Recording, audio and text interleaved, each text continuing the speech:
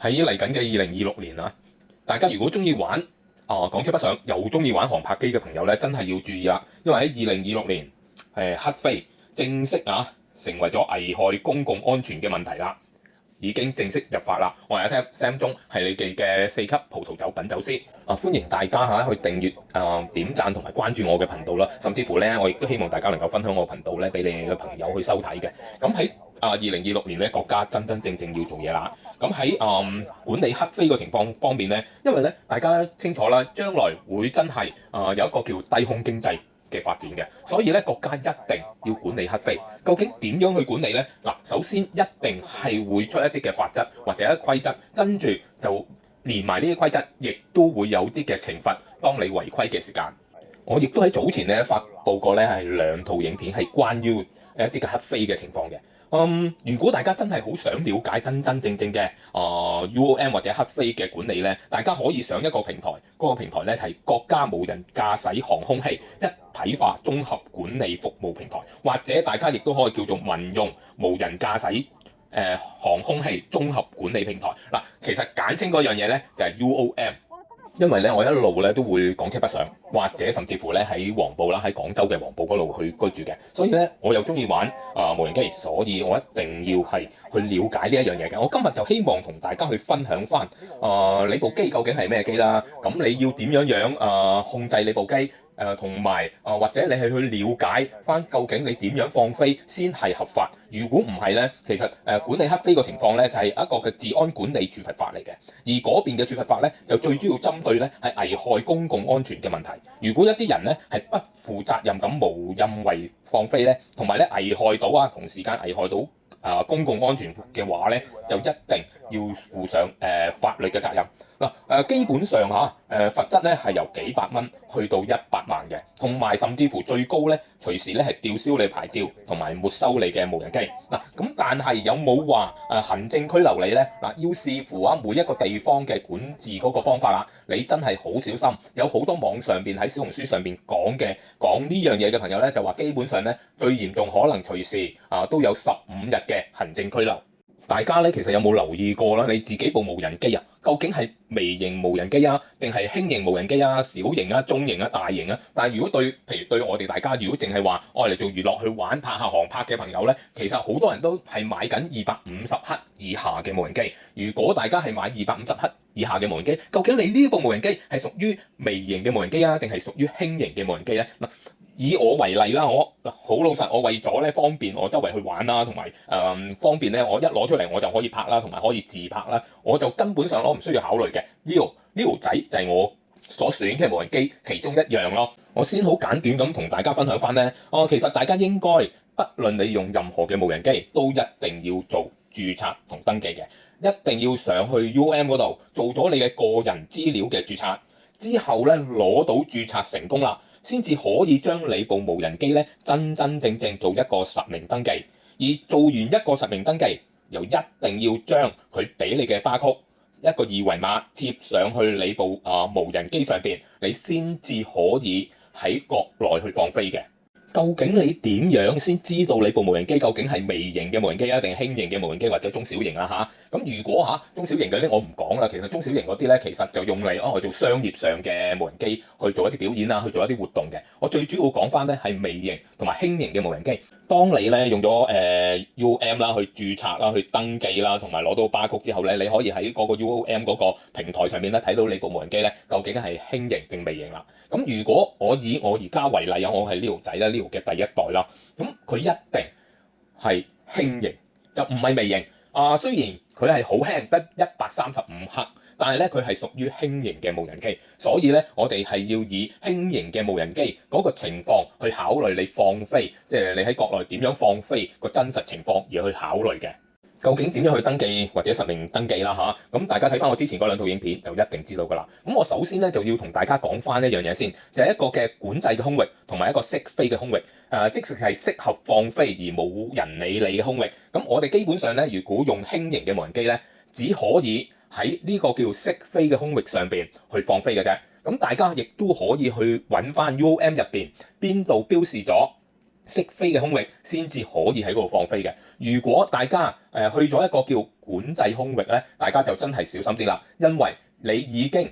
係乞飛啦。當然啦，如果大家喺管制空域入邊去放飛，亦都有一個破解嘅方法嘅。我之後我會同你哋講嘅。咁但係首先咧，我想同大家分享翻咧輕型嘅無人駕駛航空器嘅即係無人機啦嚇。咁係指咧重量喺空機個情況下係重量唔超過4kg。而喺載重嘅情況下，唔超過7kg，同埋咧佢嘅時速咧係一定唔可以最高唔可以超過100嘅千米，即係每小時啦，咁先至適合喺識飛嘅空域入邊放飛。咁同時間咧，如果你只係一個玩無人機嘅朋友，一個娛樂無人機嘅朋友咧，你喺嗰度喺一個識飛嘅空域入邊，你部無人機基本上最高只可以飛到120米，再高咧你已經亦都係乞飛。但係120米咧，究竟係咩概念咧？一陣間我亦都會同大家慢慢去分享翻嘅。了解咗你部機之後咧，就要了解下自己啦嚇。你係一個操控員，咁操控員咧，其實喺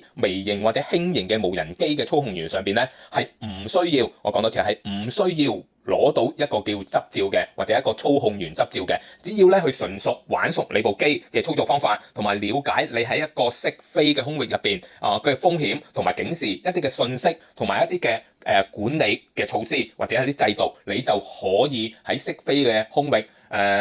飛到去120米嘅高度。我再講翻少少啦，如果大家係真係想喺管制空域上邊去放飛咧，首先一定要了解翻管制空域究竟係邊啲地方。咁機場啦，或者機場附近啦，一啲各界嘅分界線啦，一啲軍事嘅地方啦，一啲油站啦、發電廠啦、高速公路啦，一啲嘅天文台啦，或者一啲衛星嘅地方啦，仲有一啲嘅國家重要嘅文物地方啦。咁呢啲咧其實好多都係一啲嘅管制空域㗎。咁甚至乎咧係有啲管制空域咧係突然間會出現嘅，即係好似而家嘅全運會啦。如果大家去廣州嘅話，已經係今時今日喺全運會嘅時間咧，全個廣州都係一個禁飛區嘅空域。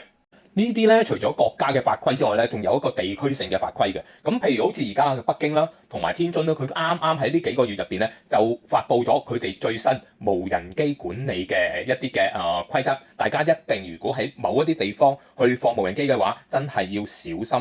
心啦。若果咧大家真係想喺一啲嘅管制空域上邊放飛咧，就基本上一定要申請嘅。而申請辦法咧，你哋大家亦都可以上翻我最早前講嘅嗰個網站上邊，或者用一個叫 UOM 嘅 app。咁呢度咧你就可以直接申請，但係佢亦都有規定嘅。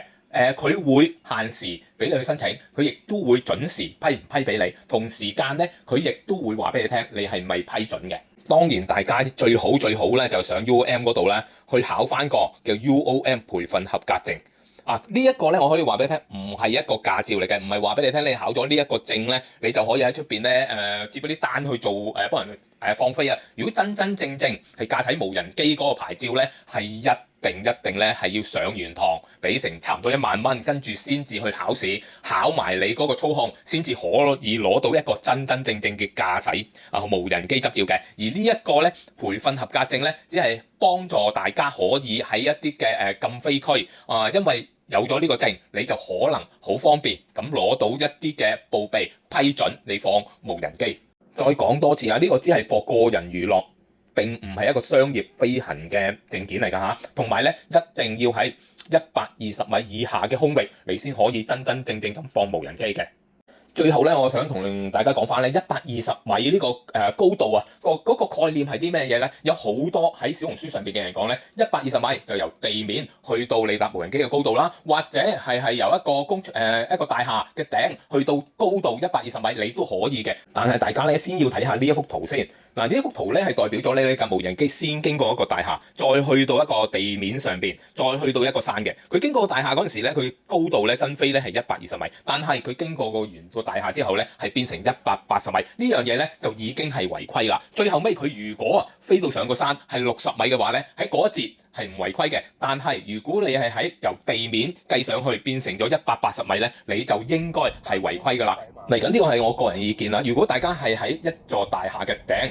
放飛嘅話，你係可以垂直飛高120米嘅，即係加埋佢個大廈嘅高度咧，你係可以高過佢嘅。咁但係你只可以喺呢個大廈垂直起降，就唔可以飛出呢個大廈嘅外圍。如果唔係咧，一過咗呢個外圍咧，你亦都會過超過咗120米呢個增高，你係違規嘅。因為增高嗰個規定咧就係話指無人機飛行高度與其地面投影啊，記住係投影嘅實時距離啊。所以咧，如果真係飛出咗某一個範圍，而嗰個範圍之後係會直接計翻落地面個高度嘅，咁所以一定係可能係違規嘅。最後咧，違唔違規唔係我話俾你聽係唔係違規，係嗰邊嘅警察捉你嗰個有冇話你違規。如果佢話你違規嘅，你一定係違規，冇得拗嘅。若果大家去旅行嗰陣時係即興想玩嘅，又去到某一笪嘅景點嗰度咧，你哋不妨可以去試下去旅遊中心或者去公安所嗰度去報備。佢哋嗰度咧係會話俾你聽，你俾唔俾放飛嘅。大家亦都可以睇下我嘅例子，我有一集係講我係喺遊客中心直接註冊報備，就可以喺嗰邊嘅旅遊景點咧去放飛㗎啦。但係咧，我亦都可以講句，由於而家每個地方都去發展嗰個低空經濟，所以無人機嘅規例咧，只會越嚟越做咧個規則咧越嚟越嚴嘅啫。所以大家放無人機嗰陣時間咧，不妨去考慮翻或者去問翻一啲當地嘅政府啦，或者當地嘅旅遊中心啦，甚至乎咧係當地嘅搞活動嘅團體啦，先至好去放你嘅無人機。如果唔係，唉，一失足成千古恨啊！我而家開始咧，基本上已經去上翻個 UM 嗰度咧，去睇翻佢 UM 培訓合格證咧係點樣考㗎啦。喺呢一段影片入邊咧，我亦都咧係 check 咗一啲圖咧擺咗喺呢一度，大家我相信咧係應該睇得到㗎啦。咁如果對大家有用嘅話，不妨去分享我嘅影片俾你嘅朋友啊！我亦都歡迎大家去關注啦、點讚啦我嘅頻道嘅話。咁喺呢度咧，今日咧我講到呢一度啦。咁希望大家真係可以繼續留意我有關於航拍或者係港車北上嘅影片啦。再見啦，拜拜。